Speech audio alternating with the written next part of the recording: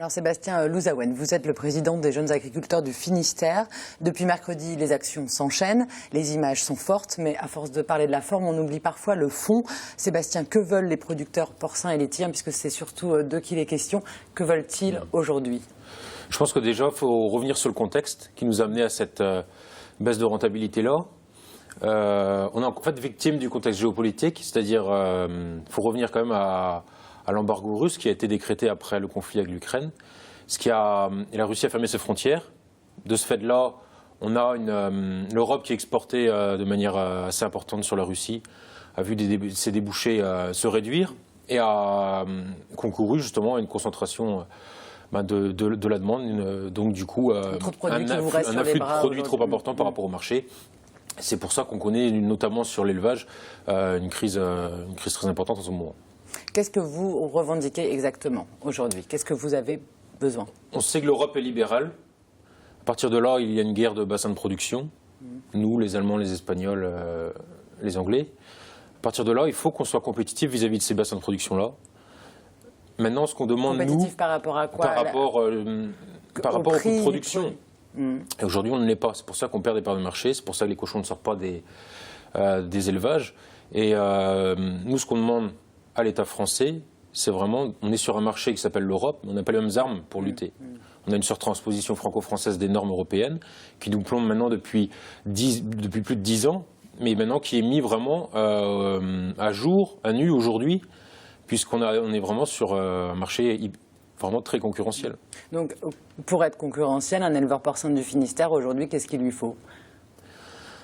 Disons qu'il lui faut moins de charges sociales, moins de charges, une fiscalité plus adaptée à la volatilité des marchés. Et il lui faut également qu'on puisse identifier son produit en rayon, puisqu'aujourd'hui, c'est une demande forte, c'est de la traçabilité, puisqu'on défend le Made in France. Mais encore faut-il pouvoir le déceler en rayon. Les consommateurs le souhaiteraient acheter français, mais ils ne peuvent pas, puisque la viande française n'est pas identifiée en rayon.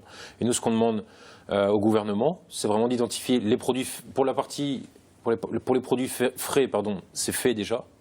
Mais par contre, il y a 75% du cochon qui est transformé en lardon, du sous-vide, etc.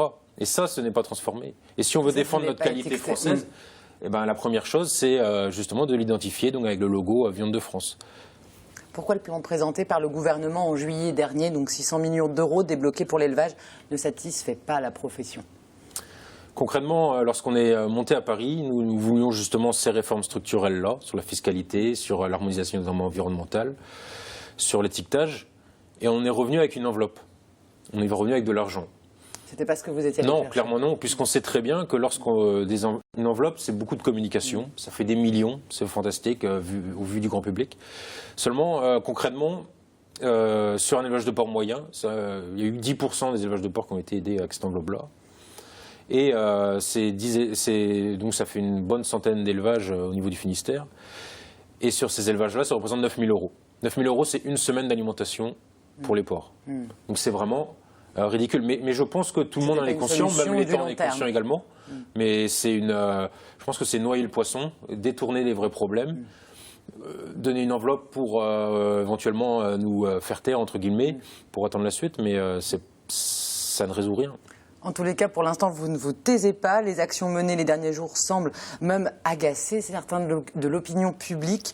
Pourquoi d'ailleurs pénaliser les consommateurs alors que ce ne sont pas eux que vos revendications visent, Sébastien? Je comprends bien qu'une partie de la population soit quelque part énervée par rapport à nos actions. C'est clair, c'est normal d'ailleurs. Maintenant, il faut comprendre que nous, c'est la seule arme qu'on a pour nous faire entendre. Puisqu'il y a eu quand même des manifestations depuis plus d'1 an déjà. Et on est toujours au même stade. Donc il y a Donc est-ce qu'elles servent à quelque chose alors ces manifestations depuis 1 an? Finalement, vous en êtes toujours au même stade. C'est quoi l'action suivante pour vous faire entendre? J'ai envie de dire ce qu'on a. C'est quoi le pire, ce serait de se résigner et rester chez nous.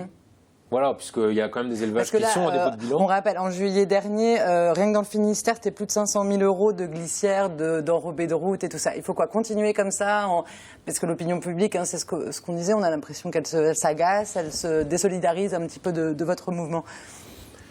Moi, je pense qu'il faut pas voir la chose dans ce sens-là. Il faut qu'on se le dise quand même, l'agriculture, c'est le poumon économique de la région, du département.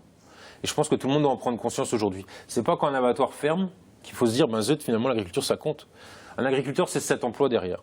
On a potentiellement 30% des agriculteurs qui sont susceptibles de déposer le bilan. Entre là, il y en a qui ont démarré, mais cette année encore en plus. Donc c'est autant d'emplois dans l'amont. Un agriculteur, c'est 7 emplois. Derrière, en amont, en aval. Donc je pense qu'il faut justement qu'on reste unis, nous les agriculteurs, et qu'on sente justement la population derrière nous, puisque on est vraiment tous dans le même bateau. Si demain il n'y a plus d'agriculture, si l'agriculture chute vraiment en emploi, eh ben, c'est tous les secteurs d'activité autour qui seront impactés. Dernière question, pour l'instant les producteurs, vous attendez de rencontrer Manuel Valls, vous dites continuer les actions jusqu'à le rencontrer, c'est ce qui va se passer les prochains jours? C'est évident que les actions vont continuer, car il y a une forte exaspération des producteurs, vraiment au bout du rouleau.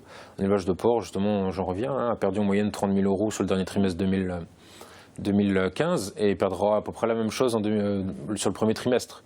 Donc, il y a une forte exaspération, donc les manifestations ne peuvent que continuer devant l'État qui est vraiment sourd. Stéphane Le Foll a fait une conférence de presse hier en fin d'après-midi. Il est encore dans le même, il s'estime impuissant alors qu'il se cache derrière l'Union européenne, alors qu'il y a vraiment des moyens concrets au niveau national pour nous redonner justement de la compétitivité. C'est ça qu'on demande, compétitivité et étiquetage des produits.